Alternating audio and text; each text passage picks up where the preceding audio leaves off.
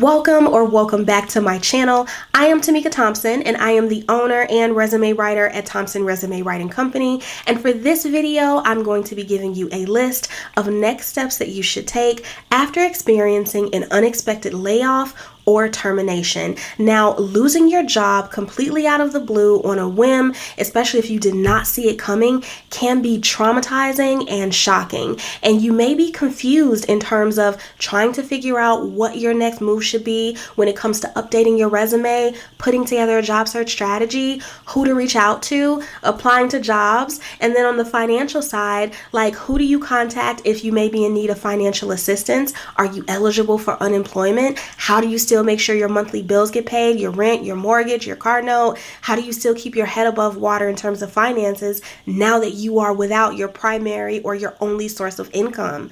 Believe me, I've been there. I have shared on my channel about how I have experienced job loss or unexpected job loss multiple times, and each time it did suck, but there were some steps that I took that allowed me to bounce back quicker and sometimes even better. And when I say better, I mean that each and every single time that I landed a new job after I lost a job, I ended up with a salary increase. And I want to help you do the same. So without further ado, let's get right into it.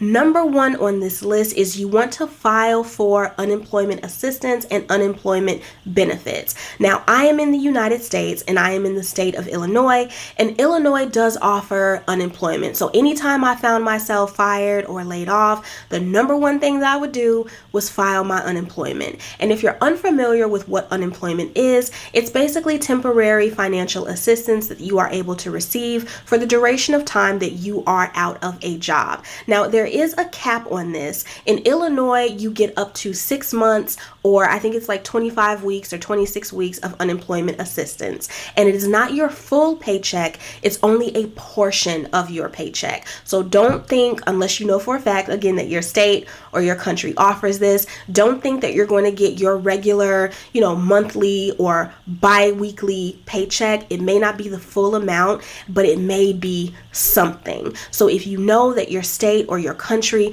offers unemployment, but you're not 100% sure what the stipulations are and what the terms are for you to receive it, find out how you can get started with applying for those benefits. In the United States, most of the time you're able to go online and complete the application or complete the form or fill out whatever is on there, complete whatever phone call so that you can get the process started. For where you live and the country that you're in, it may be different. Find out first if it's available to you, and if it is, what's the process you have to go through. And then number 3 is if you are awarded unemployment benefits.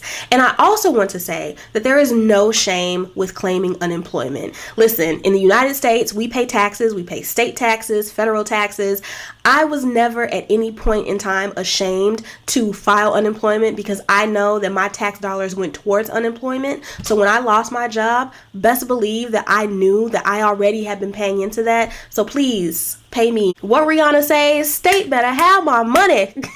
Do not be ashamed to file for unemployment. I think that there is a stigma surrounding unemployment, that people feel like only broke people or poor people file unemployment. Unemployment is for people who are unemployed, period. So if you no longer have a job because you've been laid off or fired, you are unemployed and you are entitled and you deserve whatever money your state has allocated towards that program for people just like you. So don't feel any shame because you have to fill out those forms or stand in a line or make those phone calls. You are entitled to that money.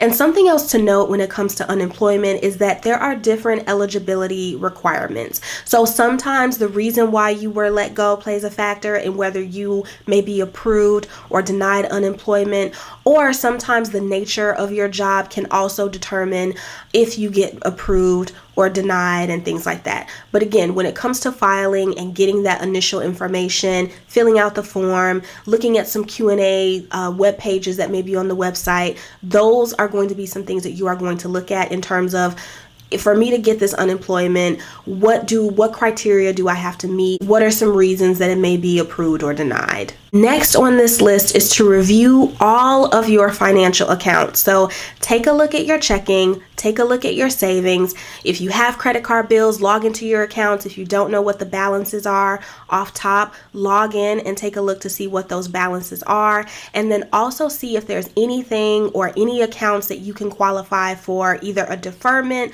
or a forbearance. So for forbearances, that tends to be for loans. I know with student loans, when I lost a job, I was able to put those in forbearance for a couple of months. With my car note, when I had one when I lost my job, I was able to get a deferment for 3 months. It was like a 3-month deferment that you were able to receive every other year or every 2 years on the account or something like that. If you're not sure if any of your accounts offer any type of hardship assistance or allow you the opportunity to skip a payment or a couple of payments, call in to see if they have any type of programs that you can take advantage of, and let them know that you have lost your job, that you no longer have any income coming in, and if there's anything they can do. Sometimes with phone companies, I know I have T-Mobile, they can actually push your bill back where you can kind of skip a month's payment, or you can put whatever month that you can't pay, you can like break it up into payments as like a payment plan over the next 4 to 6 months or something like that. I know Comcast does that as well. If you are unable to pay your bill, you can get on like a payment plan for the next 12 months to break whatever that monthly balance is or whatever that monthly amount that's due into small separate payments over, again, the next 12 months. But if you don't call your accounts, if you don't ask any questions, you're not going to know. And I see this time and time again where people will just not pay their stuff and they won't make any phone calls, and then their stuff goes into collections or it gets delinquent, and then it gets reported to the credit bureau and it messes up their credit when they had assistance available, but you didn't call and you didn't ask. So even if the answer is no, we don't have anything, see if there's any type of arrangements that you can make. And also, when you're taking a look at your savings account and you are weighing them against whatever your monthly expenses are, calculate how long you're able to float on your savings. And if you're lucky, you may have savings plus unemployment coming in, plus a severance if you were laid off. So instead of being paranoid about you losing your job and you don't have any money, you may have access to more funds and be able to last a little bit longer without a job than you think. Number 3 on this list, and you may be surprised that it's a little bit further down this list and that it's not number 1, is update your resume. So when you took your last job, the job that you just got let go from, if you did not add it to your resume, or maybe you added it to your resume, but it was 2 or 3 years ago or a couple of months ago, and there were some accomplishments or some major wins that you achieved in your role that you didn't get a chance to add to your resume, maybe you never got around to it, now is the time to do it. And then in addition to adding information to your resume, you may want to spice it up altogether, especially if in your last role you were there for a while. Maybe you were there for 5 years or 7 years, even 2 years. And in general, it can use some fine tuning or some spicing up in terms of the layout, the design. Maybe there's additional information or additional accomplishments that you have to add to the document, but you haven't, such as finishing a degree program or finishing a certificate, specialized training, new skills. If you haven't touched your resume since your last job, now is definitely the time to do it. And you have a couple of options here. If you have the resources available, you can reach out to a professional resume writer such as myself to take this off of your plate while you deal with some other things perhaps, or you can just, allot some time each and every single day for a week or maybe a week and a half to make sure your resume is top notch or at its best. And I do have a lot of videos on my channel helping you with updating your resume or writing your resume, especially if you are a stay-at-home mom, a customer service representative, a project manager specifically, or just some general resume do's and don'ts, such as how to add numbers to your resume, how many job bullets each job should have on your resume, how far back to go back into your job history, and more. And when it comes to getting resume assistance, if you were laid off, you may have access to some type of a career service business that will offer free resume services or resume critique or resume updates as part of your layoff agreement. Number 4 on this list is to reach out to your network. And I stated this in a previous video that 80% of jobs are filled through networking alone. So if you have not reached out to any former connections, affiliations, and associates, this can be past bosses, past coworkers, people that you may be connected to on LinkedIn, people in your family who may know some people who know some people. Now is the time to reach out to anyone and everyone who may be able to help you transition into a new role. Now, knowing somebody on the inside can work to your advantage. Sometimes you may be able to skip applying through the applicant tracking system altogether and just send your resume directly to a person. When it comes to reaching out to your network, what you want to do is phone calls, of course, text messages, emails, and any type of direct messaging, let's say on social media. LinkedIn, there's InMails. On Instagram, you can DM people, and of course on Facebook, there is Messenger. And here's what you want to say when you're reaching out to people in your network. So number 1, let them know that you have been recently let go. You can say that you've been laid off. You can say that you've been fired. That's totally up to you if you want to disclose that or not. But let them know that you are on the hunt for a new opportunity and that you would appreciate their assistance.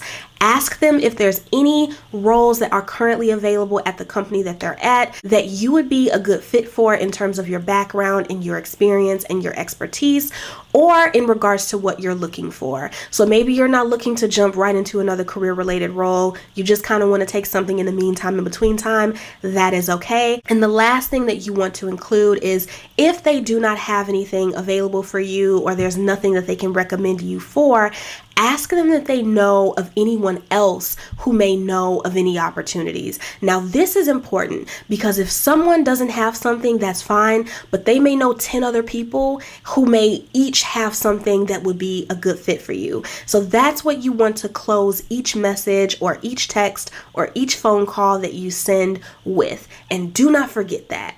Last on this list is to start practicing interviewing. Start doing some mock interviews with some friends or some family members or your significant other, your spouse, whomever you can practice your interview skills with. And this is especially important if you have been out of the job market or the job interviewing scene for a while. And when I say a while, I'm talking 2 to 3 years or longer. If you have not interviewed for a position, you may not know the questions that you're going to be asked. You may be a little rusty when it comes to directly answering those questions, right? And making sure that you're saying exactly what the hiring manager wants to hear. You may need to work on your confidence. You may need to do a little bit of researching to understand the questions that you may be asked. You only get one shot when it comes to interviews. And I would hate for you to apply to all of these jobs with this A1 top-notch resume because you took my advice or you worked with me or you worked with another resume writer who made sure that your resume was the best that it can be. And you start getting these interviews and you bomb all of the interviews. So those are the next steps that you should take after getting fired or laid off. And I hope that you found this video helpful. Again, I have been there. I understand that getting fired, getting laid off can be traumatizing and confusing, and you may be just paralyzed and feeling stuck, like, what do I do next? What's my next move? And you go home or you log out of work and you have all these questions like, oh my gosh, what am I supposed to do? I hope that this video provided some clarity for you. If you like this video or you found it helpful, go ahead and hit the thumbs up button. If you have any questions that I did not answer in this video in regards to losing your job, either by getting laid off or getting fired, feel free to drop them in the comments down below. I'd be happy to answer them. If you need assistance with your resume because you have been laid off or fired, I would love to help you. Feel free to visit my website at www.thompsonresumes.com, and you can also email me directly at hello@thompsonresumes.com. Both of the links are in the description box down below. If you want more career and resume and job search information and content from me, feel free to connect with me on social media. My LinkedIn profile name is Tamika Thompson, and my Instagram handle is @_Mika Thompson. I also have an email list that you can subscribe to. The link is also in the description box below for you to do so. Thank you so much for watching. And if you're watching this and you have recently been let go via getting laid off or fired, I want you to know that your next chapter is starting soon. And I want you to be positive and optimistic. I want you to be encouraged. I want you to be optimistic in knowing that your next best opportunity is right around the corner. I know it may be difficult to feel that way now. Again, you may be feeling angry, hurt, depressed, all of those things, especially if you may have been looking for a job for a while now. If you were laid off maybe 6-7 months ago, that is okay. All you need is one yes. Just remember that. Again, thank you for watching, and I will see y'all next time with another video. Bye.